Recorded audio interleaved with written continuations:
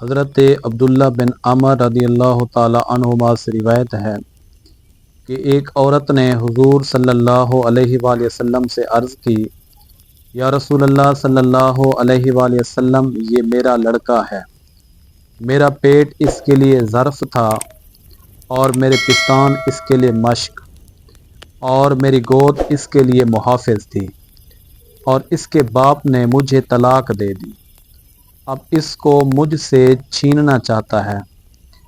تو حضور صلی اللہ علیہ وآلہ وسلم نے ارشاد فرمایا، تو زیادہ حقدار ہے جب تک تو اور نکاح نہ کرے۔ برا بن عازب رضی اللہ تعالی عنہ سے روایت ہے، صلح حدیبیہ کے بعد دوسرے سال میں جب حضور اقدس صلی اللہ علیہ وآلہ وسلم عمرہ قضاء سے فارغ ہو کر مکہ معظمہ روانہ ہوئے تو حضرت حمزہ رضی اللہ تعالی عنہ کی صاحبزادی چچا چچا کہتی پیچھے آ گئی۔ حضرت علی رضی اللہ تعالی عنہ نے انہیں لے لیا اور ہاتھ پکڑ لیا۔ پھر حضرت علی رضی اللہ تعالی عنہ، حضرت زید بن حارثہ رضی اللہ تعالی عنہ، حضرت جعفر طیار رضی اللہ تعالی عنہ میں ہر ایک نے اپنے پاس رکھنا چاہا۔ حضرت علی رضی اللہ تعالی عنہ نے کہا، میں نے ہی اسے لیا اور میرے چچا کی لڑکی ہے۔ حضرت جعفر رضی اللہ تعالی عنہ نے کہا، میرے چچا کی لڑکی ہے اور اس کی خالہ میری بیوی ہے۔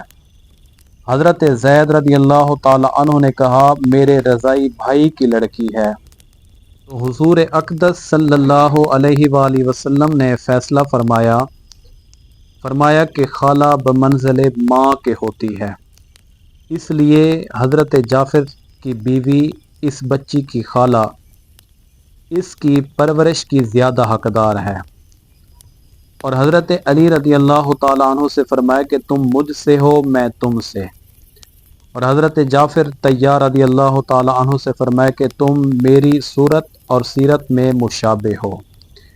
حضرت زید بن حارثہ رضی اللہ تعالی عنہ سے فرمایا کہ تم ہمارے بھائی اور ہمارے مولا ہو، مولا بمعنی غلام۔ تو حضور اقدس صلی اللہ علیہ وآلہ وسلم نے بچی کے معاملہ پر جو فیصلہ فرمایا، سب نے بخوشی قبول کیا۔